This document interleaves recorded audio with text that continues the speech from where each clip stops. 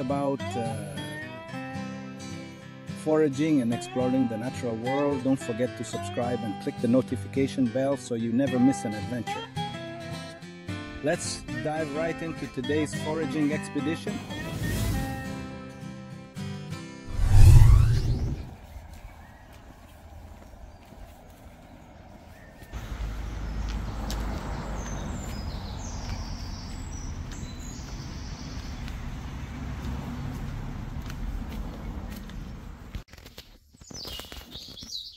Gandang maglakad guys. Summer na ang dating. Kuha tayo ng tawag lang hagwig. Masarap yun. Yan yung mga kwan dito oh. Maganda. Laklak.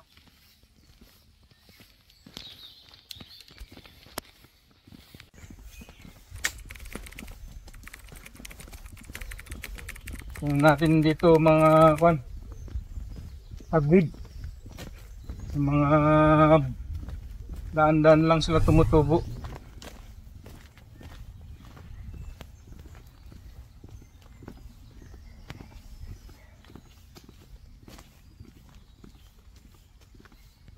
Chicken of the woods mamaya.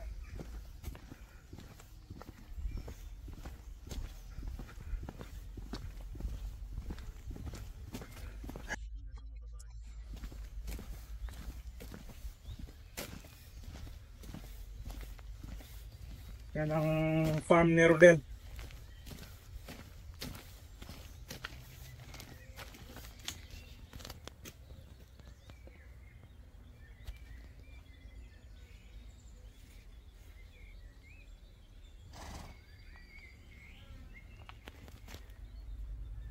I-identify natin itong malaking plant na ito. Itong tinatawag nilang burdok. Ang nakakain dyan yung root niya. Pero bawal pukain kasi hindi naman sa atin yung lupa. You have to ask the landowner's permission para makuha mo yung laman niya. Masarap yan, parang parsnip. Masarap yan na eros. Yung pinakaugat niya sa ilalim ng lupa.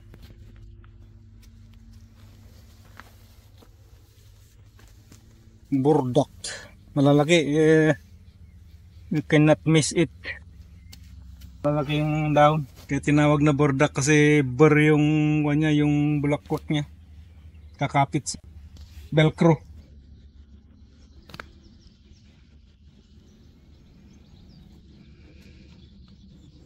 Sa tabi naman niya, ito yung mga tinatawag nilang heads garlic.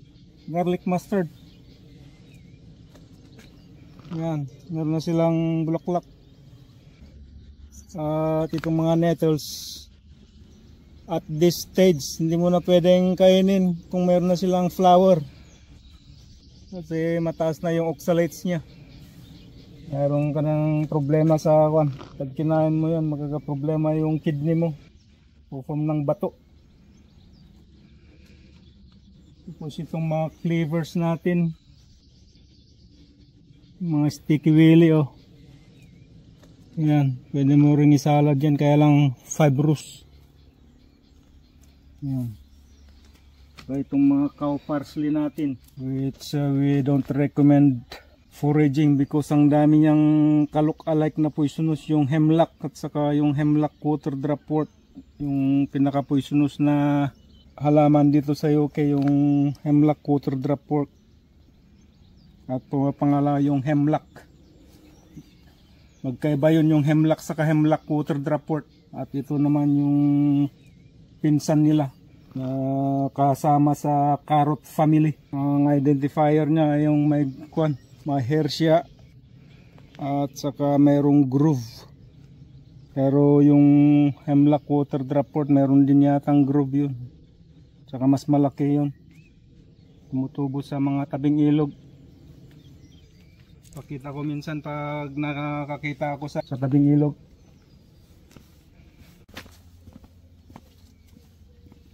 Naman yung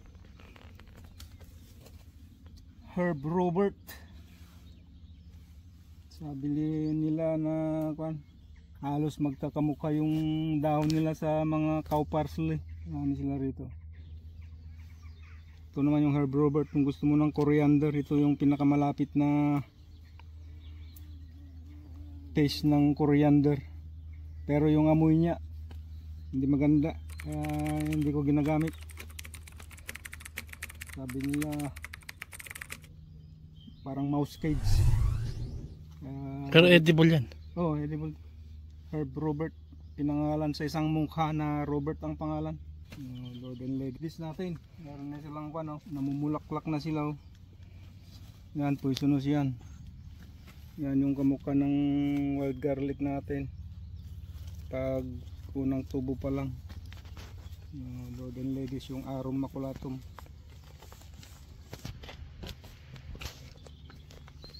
At ito yung hemlock. Pansin mo yung hemlock, halos parehas ng cow parsley. Ano ba yung cow parsley natin dito?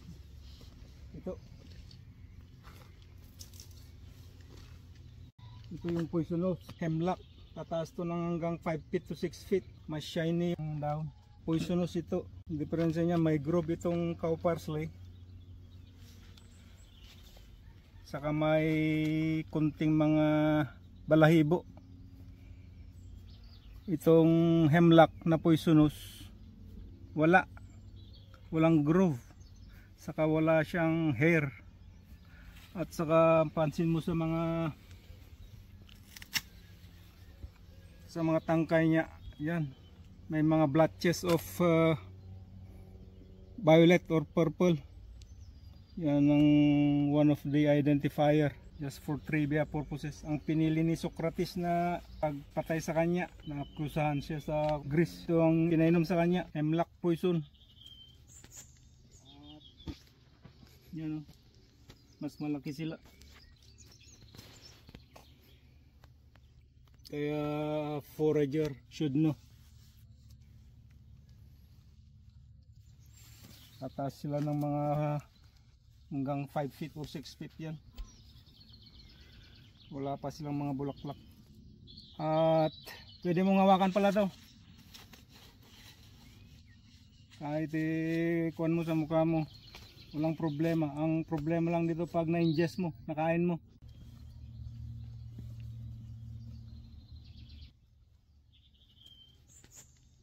At ito naman yung isa sa mga dead nettle. Ang tawag nila dyan ay white dead nettle. Meron ding violet, meron ding yellow. Ang dead nettle hindi nakaka-sting yan. Nakakain din to. Meron din siyang ibang taste profile na iba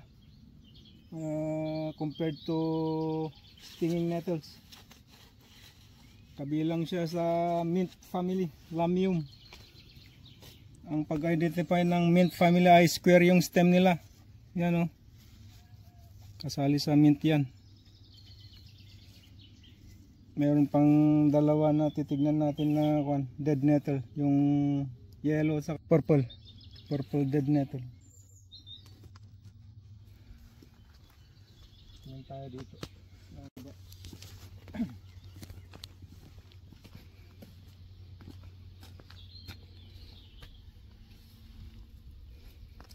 Ayan naman yung thistle. Ayan. Thistle lang tawag nila dyan. It's either bull thistle or spear thistle. Yan ang mga ancestor ng mga lettuce, Lactuca family.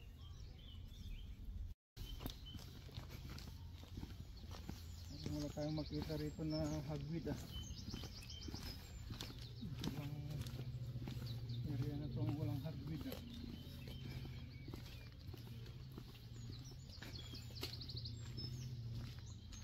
yung mga dandelion flower natin so masarap i-salad to, pang dekorasyon. Belongs to the lettuce family lettuce family, mga natin dandelion. Medyo mapait nga lang. Ito yung mga ancestors ng lettuce. Yan, oh. Lactuca. Tawag ng lactuca ay yung nag-exudes ng parang white sap. Milky. Itong mga even the roots. Pwede mo makain. Yan. Dandelion.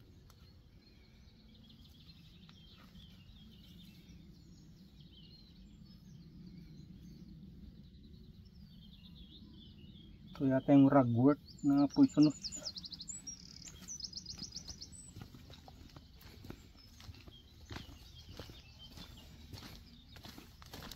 Diba? Ang ganda. Fields of yellow naman. Mga buttercup. Ganda, oh. Yung mga meadows. Yan yung mga alaga ni Rodel na kabayo, mga tupa.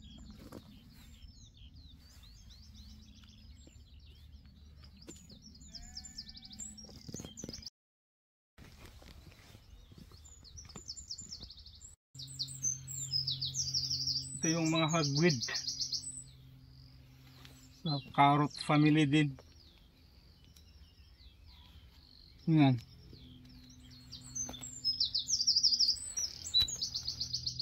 Ang nakakain dyan yung kanya, yung shoots saka yung mga flower. Yan, kumuha tayo. Yan ang pwedeng kainin, mga murang shoots. Saka yung kausbong na bulaklak, masarap yan na gisa. Kuha tayo.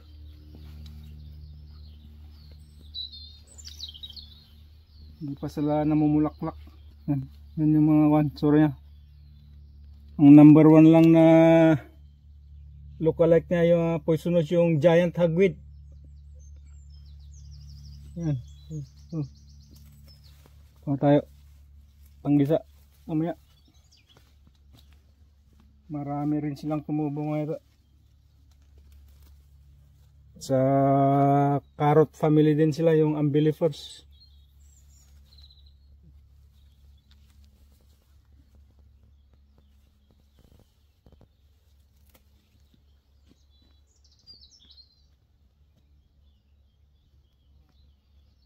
Ito kamukha ng giant hagweed, ah.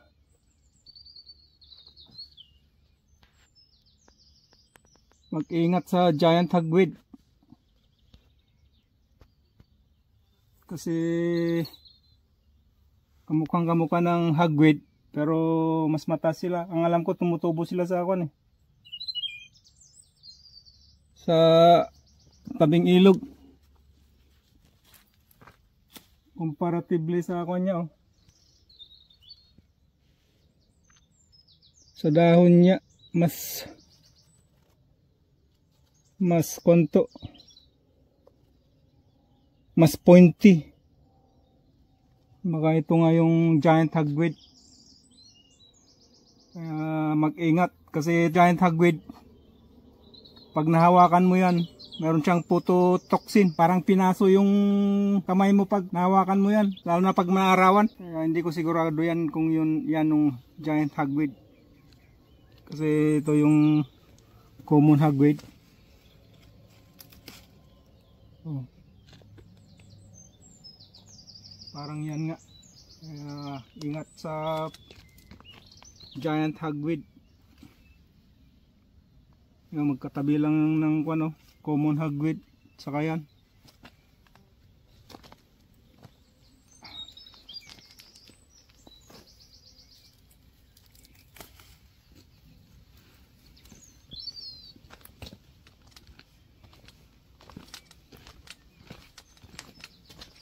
Ang lasa na pala nito parang talbos ng upo na merong hint of cardamom.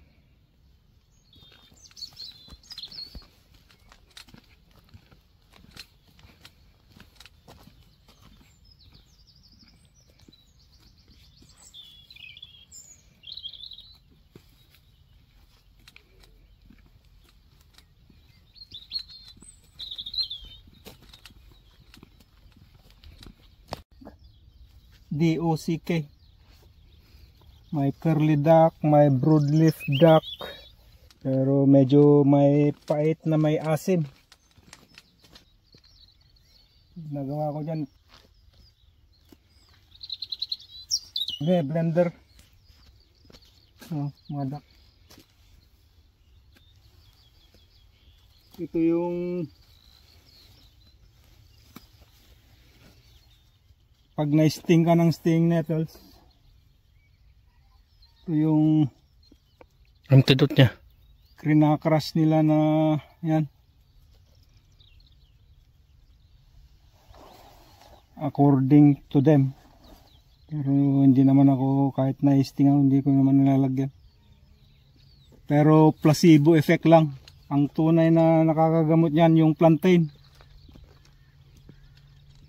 Kasi meron siyang antihistamine. Hanap tayo ng plantain. Yan, mga duck yan. Walang sinampapahid pag na-sting ka. Plantain.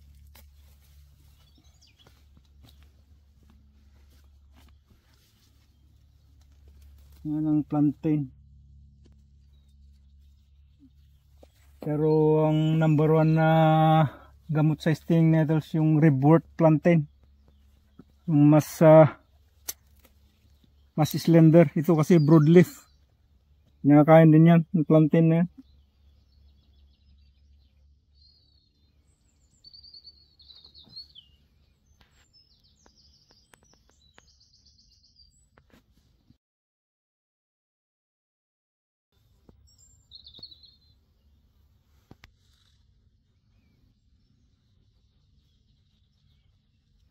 Hey there, if you enjoy our foraging adventures and want to stay in the loop for all our upcoming videos, make sure to subscribe and ring that notification bell. It's the best way to never miss out on our latest foraging discoveries. Thanks for joining us on this wild journey.